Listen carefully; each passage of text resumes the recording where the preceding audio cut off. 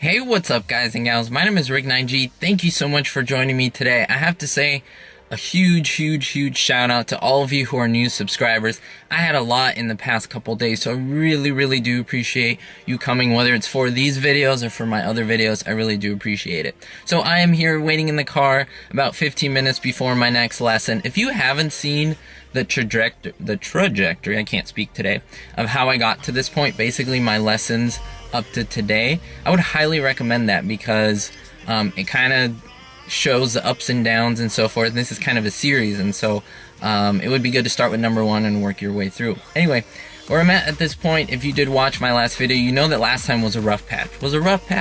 But you know what? The more I think about it, I don't even want to say it was a rough patch. It was the realization that I still don't know everything there is about aviation, not that I ever will, but like I'm still learning. I'm still in the growth process, and so I'm still very much a beginner. You know, there's no shame in saying that. You have to start somewhere, right? I'm more experienced today than I was on the first day when I didn't even know what I was doing, right? Always think about it like that. And I have to say I'm a little bit nervous. I don't know why. I guess it's because like it's my brain psyching me out for last time, but I should be okay. I should be good.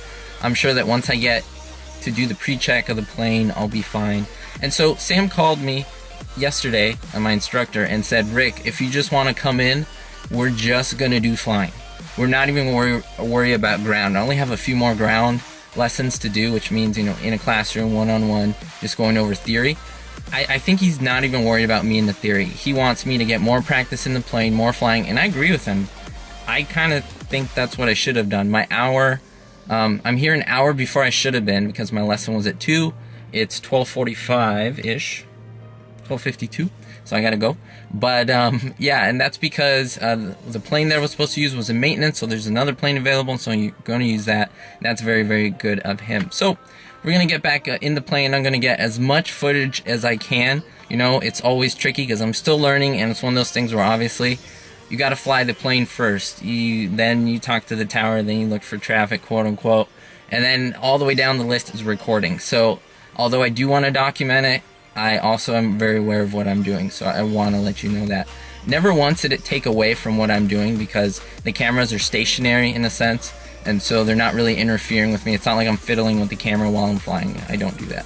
So let's get back in there, let's get into the routine again, and let's get some flying done. And I'm here, guys and gals, doing a little bit of post commentary after the fact. So I am doing a little bit of fancy footwork here in the Piper Sport.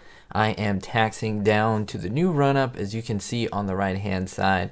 Again, one of those things where I think, believe it or not, last flight I didn't have a seat cushion, and it just helps so much to have that seat cushion. Look at this, being able to make the turn and being able to just get into position to where I need to be. It was just so much easier with the seat cushion, and I felt a little bit higher in level, which is good. That's how you want to be. And so here we have a plane coming in, actually from the school that I'm going at, and pretty awesome stuff. We're doing the run up over here, and just a friendly reminder, what the run up is you are trying to put the engine at a higher horsepower, somewhere around 4,000, and what that does, it's running the engine so that you know that everything's performing well, everything is in the right and correct parameters, all the spark plugs are working, all your systems are working, so that if anything does go wrong, it does go wrong when you're on the ground. So a lot of this stuff has to do with safety. It's very redundant, but it's very important, and it is what makes flights safe. So putting the sound back in, I just want to let you hear what the engine sounds like when you rev it up to 4,000 RPM so you can hear it.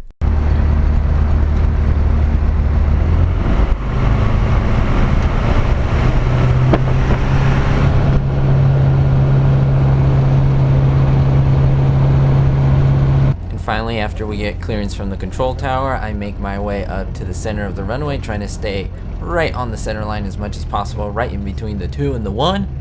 Pointing it straight, and of course taking off, making sure that all the systems are good before we pull up.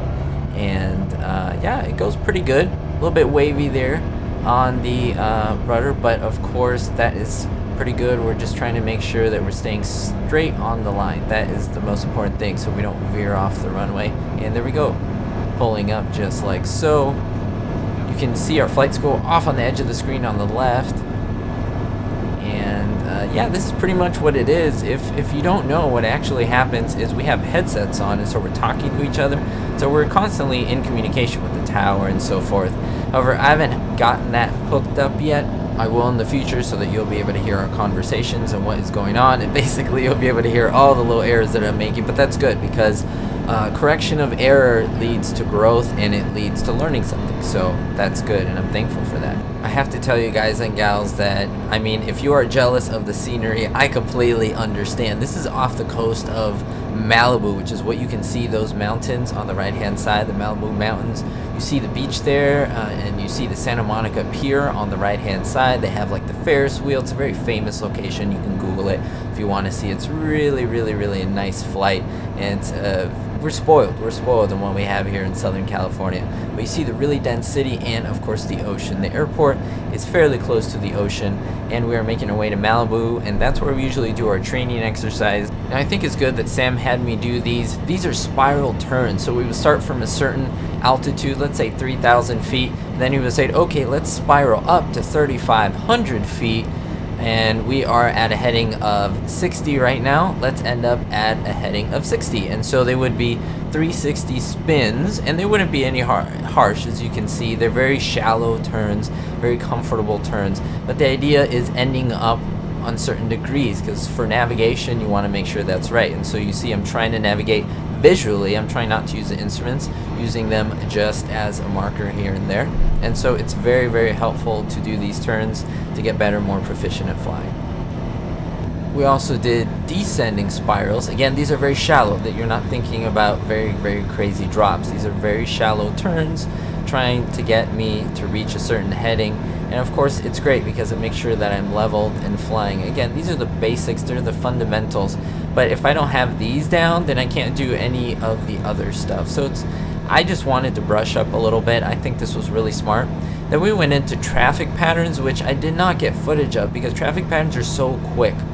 One traffic pattern takes less than 5 minutes. I would say 3 to 5 minutes max if you're really doing it correctly. If you do 3 or 4 traffic patterns, that's around 20 minutes. So it's one of those things where even to just put the camera on, it doesn't give you much time. So hopefully you guys understand that. Hey everyone, I am back from my flight. Hopefully you enjoyed it. Hopefully you enjoyed the bits of footage that I did get. Today was one of those days where I was jumping back into it. So I don't know how much or how little footage I got. So hopefully the footage that was there was enough. Like I said, it's never my priority to film, although I am going to film and these videos are important. But obviously what comes number one is safety, flying the plane first. And so as I get more proficient, I'm going to be able to, of course, video record more. I'm going to be able to have, when I solo and do a lot of practice on my own, it's going to be great because then I can have the camera, because I have my instructor, so it's like he's kind of waiting for me as I'm going through the checklist. He knows all those things. He's patient, but I mean, if I'm over here, you know, setting up the camera and everything, that's taking time away from the flight, taking time away from all these things. So today, let me just go through a little bit of a run through.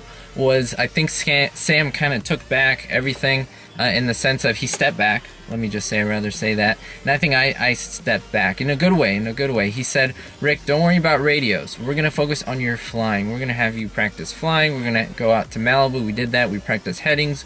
We practiced spiraling up and keeping going to a certain heading and going to a certain altitude, staying at a certain airspace and so forth.